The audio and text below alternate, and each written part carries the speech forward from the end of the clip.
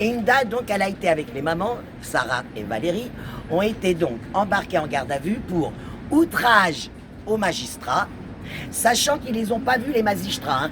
À aucun moment ils n'ont vu les magistrats étaient planqués dans les bureaux. Donc déjà ça ne tient pas la route. Donc outrage à magistrats, propos racistes, soi-disant, parce que 2 policiers qui les interpellaient, elle leur a soi-disant traité de noirs. Tous ceux qui la connaissent savent que dans les manifs, on a de toutes, hein, et notamment des femmes africaines. Donc ça ferait mal au cul si elle était vraiment propos racistes, d'accord? Et rébellion lors de l'interpellation. Bah oui, hein, ça fait vachement plaisir de se faire interpeller quand, à la base, pour une fois, elle ne mettait pas, comme certains disent, le seum. Dans la mesure qu'elle n'a fait simplement valoir au greffier le topo officiel sur son dossier de la maman, donc Fatia, qui venait déposer. Et ils n'ont pas voulu le faire. Pourquoi? Parce que comme ça, encore une fois, ils auraient pu faire des écritures en faux et dire qu'elle ne s'est pas présentée à son audience. Alors qu'elle s'est présentée à son audience, cette maman, Fatia, pour les récuser. Donc ça, il fallait qu'elle fasse valider par la greffière. La greffière ne l'a pas voulu. Donc Inda, elle a dit non, attendez, c'est la loi, c'est nos droits, vous devez nous mettre un tampon. De ça, elle a été embarquée en garde à vue, les 3 mamans, d'accord? Donc, arrivée au tribunal, il s'est passé que Sarah et Valérie ont donc un contrôle judiciaire jusqu'au 4 juin, puisqu'ils sont aussi dans le procès au 4 juin. Donc, Sarah, Valérie, contrôle judiciaire jusqu'au 4 juin. De là, ils ont interdit, et ça m'a fait rire, interdit d'être dans les tribunaux, donc il veut dire plus pouvoir manifester devant les tribunaux et soutien au moment, et même interdit d'être en contact. D'accord? Et Inda, ils lui ont mis en préventif sous prétexte que mardi, il y a 15 jours à peu près, quand elle avait fait sa manifestation devant Antonia, qu'ils ont dit qu'elle était interdite, alors que c'est pas faux, c'est faux, elle n'était pas interdite. Pire, ils lui ont sorti un arrêté qui ne lui correspondait pas à elle ni à sa manif. Mais à cause de ça, ils lui ont mis en garde à vue, ils l'avaient emmené devant le procureur, et le procureur lui avait mis un contrôle judiciaire. Vous savez ce qu'il en est de notre amie, notre militante qui se bat comme une lionne, de ce qu'elle pense déjà de la magistrature, elle les récuse, les juges, elle les récuse. Vous pensez bien qu'elle n'allait pas se rendre à son contrôle de judiciaire.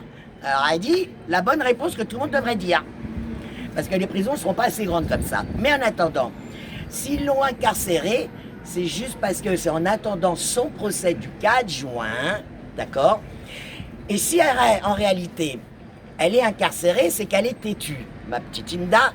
Parce que n'importe quel avocat, un vrai avocat, l'aurait fait sortir comme ça. Parce que de ce fait, ils se sont servis de la première présentation devant le procureur quand elle a eu donc ce contrôle judiciaire. Si elle avait été présentée par un avocat, ils n'auraient pas pu lui mettre, puisque l'arrêté n'était pas pour elle, ni pour sa manif. Donc en réalité, ils lui ont fait comme ils nous ont fait il y a 2 mois de ça à Opéra, en nous donnant ni l'arrêté, ni l'acceptation, et quand on est arrivé sur place, ils nous ont dit « Ah ben non, vous avez un arrêté ». Un arrêté doit être mis sur le site officiel de la préfecture. Il n'y avait rien sur le site officiel de la préfecture. Mais ils jouent avec ça. Et comme ils savent que Inda réfute tout avocat et tout ça, ils en profitent. Mais sur ce coup-là, comme je le redis, là je précise bien, sur les dossiers des placements, c'est vrai que les parents, vous pouvez vous supprimer vos avocats, ils sont là en vérité pour vous neutraliser. Mais quand vous êtes sur le tribunal des affaires familiales, quand vous êtes sur du pénal, là il vous faut quand même un avocat, pas une pourriture, pas un avocat, mais un avocat. Sur du pénal, ça n'a rien à voir, on n'est pas assez formé. Sur tout ce qui est placement et tout ça, à force, on s'est informé avec les lois, puisqu'il y a même des lois qu'on connaît et qu'on s'aperçoit que c'est pour ça qu'on dit que les avocats sont véreux dans les placements familiales, puisque vous avez l'article 514-3 qui neutralise le placement de l'enfant le temps de l'enquête. Quand on en parle aux avocats, ils ne savent pas. Moi, citoyenne, on a trouvé. Eux, absents. Donc c'est pour ça. Par contre, sur le pénal, nous ne sommes pas formés sur le pénal. Et ils le savent. C'est pour ça que dans la loi narcotrafiquants qu'ils ont voté, les gens ne l'ont pas compris. Hein. C'est pas pour les trafiquants. Hein. C'est pour neutraliser nous tous. Dans la mesure qu'avec leur nouvelle loi, il y a un article de loi qui va vous permettre que quand vous êtes pris et en garde à vue, votre avocat ne pourra plus avoir accès à toutes les pièces.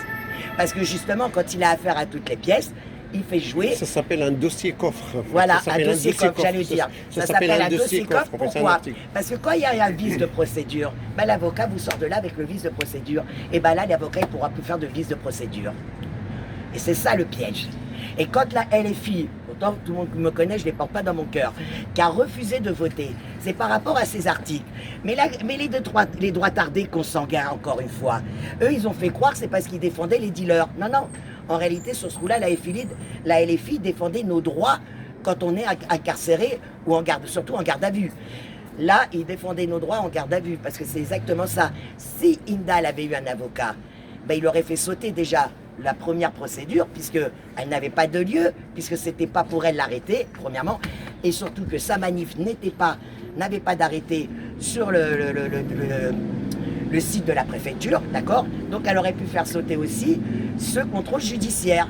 Mais comme elle veut faire tout par elle-même, eh ben ils ont essayé de la coincer. Je dis bien, ils ont essayé de la coincer. S'ils pensaient qu'en la mettant en prison, ça allait nous neutraliser, et surtout elle, ils n'ont pas encore compris.